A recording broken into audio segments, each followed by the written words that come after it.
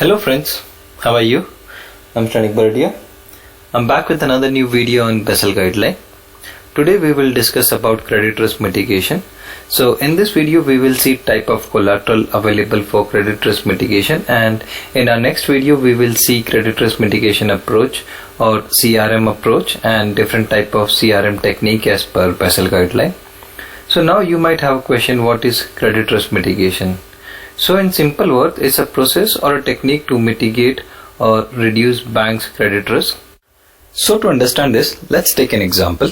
So let's say ABC Bank has given a loan to Mr. XYZ of 100 million and bank demanded residential or any other property of 80 million as a collateral against the loan, so that bank can offset or hedge some portion of the loan given to Mr. XYZ, and here the residential property or any other property which is provided as a collateral by the borrower helps bank to mitigate its credit risk against the borrower. And mortgage loan and vehicle loan are another example of collateralized transaction, and in such cases home or the car will be seized by the bank if borrower defaults on the loan. So in this video we will discuss about type of collateral which helps bank to mitigate its credit risk. But before that we will try to understand what a collateralized transaction is.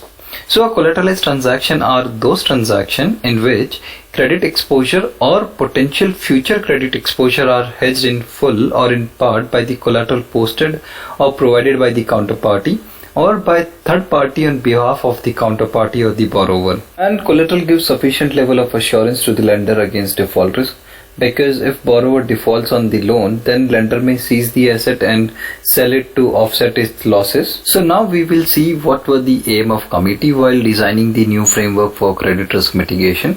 So the first aim was to improve the incentives for the bank to manage credit risk in a prudent and effective manner. Second was to continue to offer a prudent and simple approach which may be adopted by the wide range of the bank. And third was related to the capital treatment to economic effect for different CRM technique, delivering greater consistency and flexibility in the treatment of different form of the CRM. And here banks are allowed to reduce their credit exposure to a counterparty while calculating their capital requirement to take account of risk mitigating impact of the collateral. So now moving on to the type of collateral. So there are mainly two type of collateral.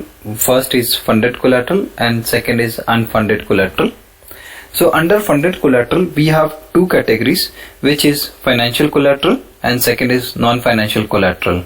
So first we will look at eligible financial collateral, and financial collateral includes cash, deposit with banks, gold, debt securities, equities, UCIT and mutual fund. And here let's say if borrower provides gold or equity as a collateral, then such collateral will get treatment of financial collateral. And now we will move on to non-financial collateral. So the non-financial collateral is an asset that derive its value from its physical traits, for example real estate, bill receivable, vehicle, and this also includes intellectual property such as patent and trademark. So now moving on to our third type of collateral, which is unfunded collateral, and this includes guarantee, credit derivative, insurance and letter of credit.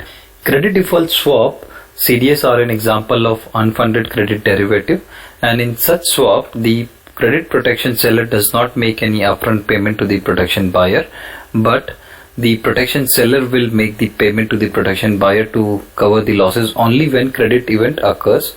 And another example of unfunded credit derivative is total return swap. Similarly, in guarantee and letter of credit, protection provider does not make any upfront payment, rather payment is required only when credit event occurs or when the underlying counterparty defaults.